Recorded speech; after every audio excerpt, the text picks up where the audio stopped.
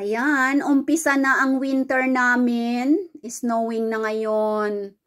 Kaya, naka-ready na ang pagkain dito sa aming backyard para marami kaming mga ibon. Ayan na siya. Sobrang ganda talaga.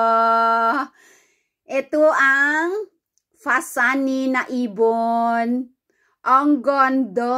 Parang manok ito. O, lumiko ka pa, Inday. Balik, Inday, nandito ang pagkain. Binuksan ko yung gate para makapasok siya, para makakain siya. Yan, kaya lang lumiko muna siya. Ayun. Nag-i-snow lamig. Ayan, huwag kang lilipad. Ito ang pagkain mo, dali, balik dito, balik. Ayan. Itong mga maliliit na ibon, napakarami. Ayan, bumabalik na. Ayan ang kana-linto. Manok na ibon yan. Sobrang laki. Kinakain yan. Kinakain yan. Yung karne, ang laki Ang ganda pa ng kulay. Nakikita ba niya ako? Ang ganda. Ayan, pag may ang haba ng buntot. May mga yan siya, may mga glasses na pang decoration na mga mahal. Yan. Yan yung tipo bird. Ayan, pasok na dito. Binuksan ko kasi yung gate para makapasok siya. Pero lumilipad naman yan. Kaya niyang pumasok sa gate. Pero binuksan ko yung gate para makapasok siya ng matiwasay at makakain ng mani. Pasok na, Inday, ang haba ng buntot. Ayan, ang ganda. Yan yung mga glasses na mga decoration. Kinokopya nila yung tipo bird na yan. Ang ganda ng kulay talaga. Mga lapang palangginging pag ganitong winter. Lalo na pag punong-puno ng snow ang grounds. Mahirapan na yung mga wild na makahanap ng pagkain. Kaya kami dito, si Lalab, palagi yan. Summer man, spring, autumn, winter, lalo na winter. Palaging may pagkain para sa mga wild dito sa aming backyard. Kasi nga, pumapasok dito yung mga ibon. At ito pagising ko mga palangga, Pasok ka na dali. Pagtingin ko, sabi ko may naglalakad. Nakita ko yung buntot mahaba. So sabi ko, aba may Fasani. Akala ko yung narhe. Uy, pasok ka dito. Kumakain niya ng mga damo-damo. Dito sa amin marami pang damo-damo na pwedeng makain dyan. Mga tanim ni Lalab. Na pwedeng kainin ng mga wild. Ayan. Binuksan ko yung gate para sabi ko makapasok siya. Kasi very very smart na manok. Ayan. Manok na ibon yan. Kana-linto, kung tawagin dito. Yan. So, very smart yan. Siyempre, nakikiramdam talaga yan na very safe siya. Kaya dahan-dahan ko nga na lumabas kahit nag-i-snow. Dahan-dahan ako na lumabas para buksan yung gate. Ayan, para makapasok siya at makakain siya. Mga maliliit na ibon, sobrang dami. Ayan palit-palitan din yan sila ng hindi yan sila nag-aagawan. Kita nyo. Cute, diba? Your turn is your turn. Ganyan dito, pati mga ibon, may batas rin sila. Pumasok na sa mangkok. Ang dami yan. Magkakapatid na mga ibon yan.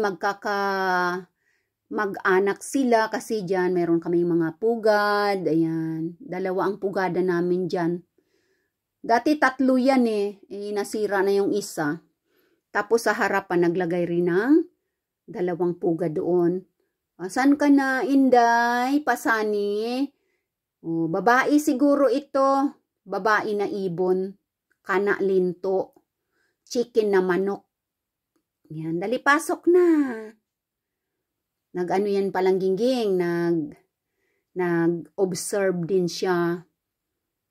Kung sa simirara namin, na dialect, ilas ito.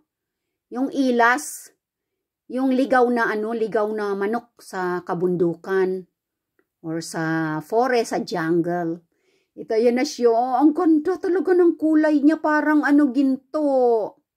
Pasok na dali para malapit ka sa camera. May palong siya, oh, pula. Hindi ako gagalaw dito sa ano, sa pintuan ng ano ng terrace para ano, hindi niya ako maramdaman ba.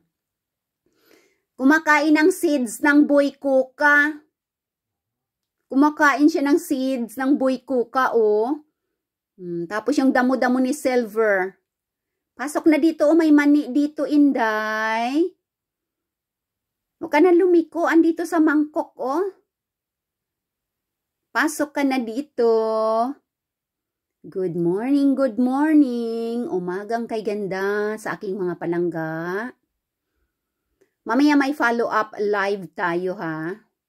Alas 7 ng gabi, Pilipinas time.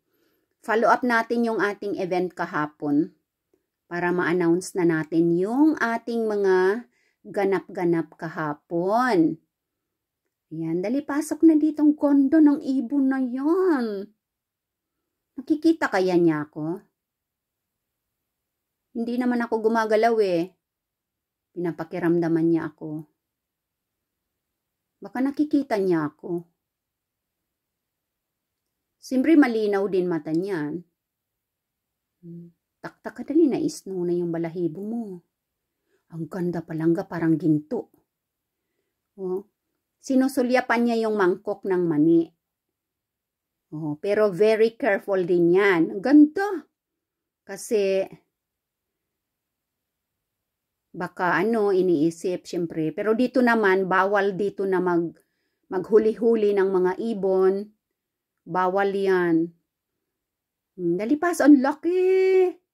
Pasok na dali. Kain ka na ng mani. Pasok na. Ang ganda niya. Super. Parang sleepy na siya. Parang gusto na niyang matulog. Nagko-closing yung kanyang mga mata. Ang ganda talaga. Parang gold.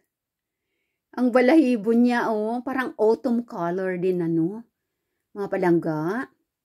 Oh, shout out diyan sa aking mga members.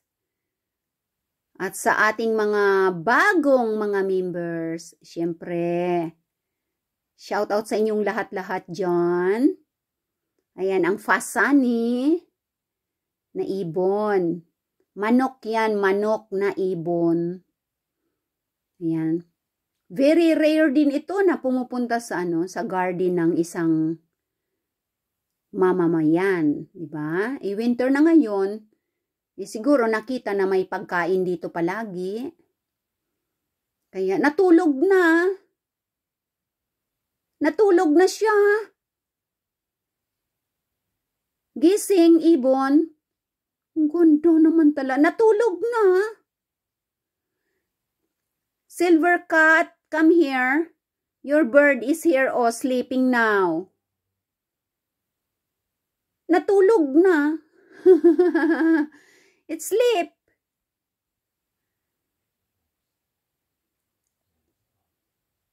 Natulog na yung ibon mo, Silver.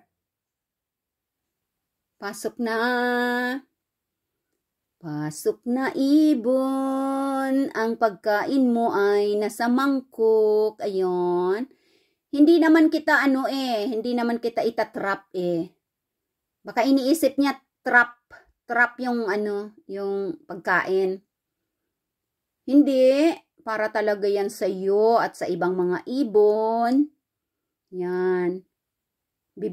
Marami pang mga seeds na para sa mga wild binili nila, love. Kasi the whole winter na naman, yan dyan, maglalagay ng pagkain dyan. Para mapakain sila. Yung daming maliliit doon na ibon. Pasok na dali. Pasok na ikaw. Kumakain na siya ng ng mga damo-damo. Yung mga damo-damo na yan na tumutubo dyan sa namin. Sa between ng tiles.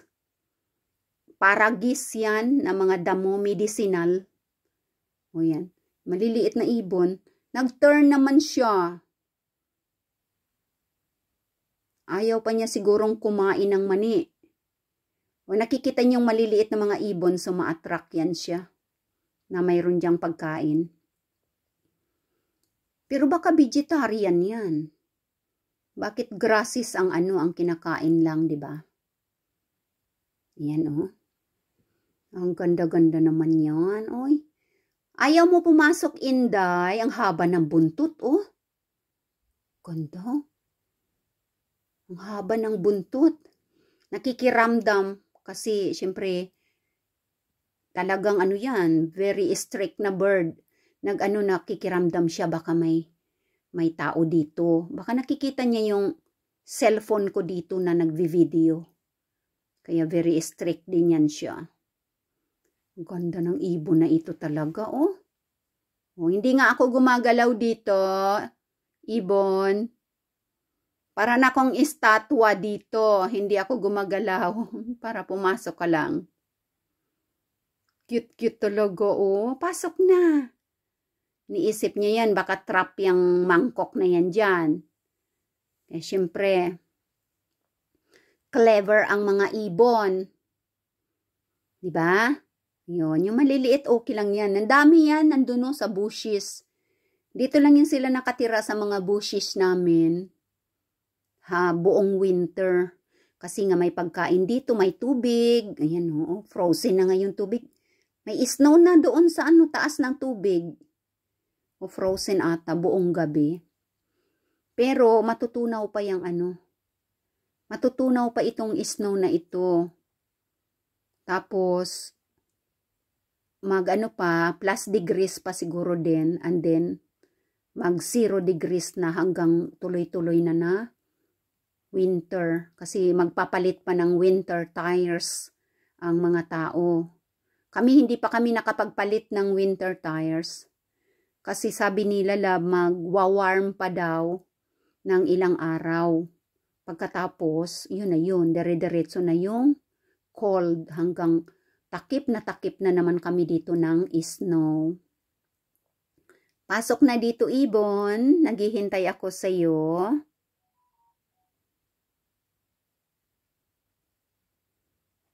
Yan, nagpapahinga siya. Kasi bigla-bigla nagiging parang bola siya. Ang laki. Ang laki, parang bola. Tapos, bigla namang lumiliit. Yun pala, sabi nila pag nagiging bola na siya, malaki, nagwa-warm up siya. Nagwa-warm up. Kasi nga, nag-i-snow. Tapos, bigla siyang ayan parang bola siya ngayon. Ang laki. Bilog na bilog ang kanyang kanyang balahibo. Ayan ang laki Parang parang si Carla. O diba? Mapalangga parang si Carla siya, diba? May bago na naman kami. Ayun, lumaki nagwa-warm up pala yan pag ganyan. Pag lumalaki yung yung katawan niya or yung balahibo nagiging bola, nagwa-warm up pala. Bilog Mamaya liliit yan. Pag na siya, warm na, babalik na yung kanyang tunay na. Ang ganda talaga. Akin ka na lang.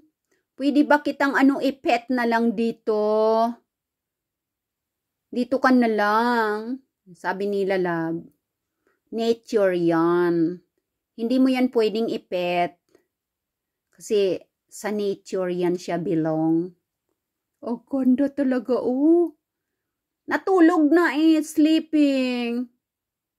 Oh, natulog ka na, Inday, badiday. Galaw-galaw naman dyan. Magiging boring itong video natin kapag walang galaw-galaw. Oh, ako hindi makagalaw kasi makikita niya ako. Nakatago ako dito sa likod ng kortina. Nangangalay na ako dito, fasani, ibon, manok. Nangangalay na ako dito. Nagtatago ako dito sa likod ng kortina. Hindi ka pa rin pumapasok. Pasok na. Kasi iniisip niya na may bakod. Kita nyo yan.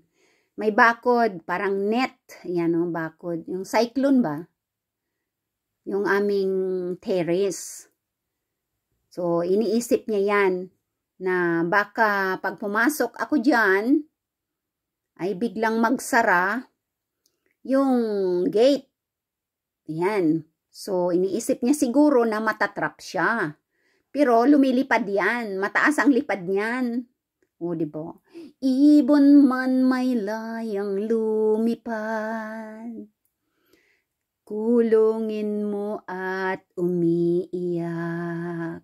Pasok na. Bayan pa kayang sakdal dilag. Sadyang dilag ba?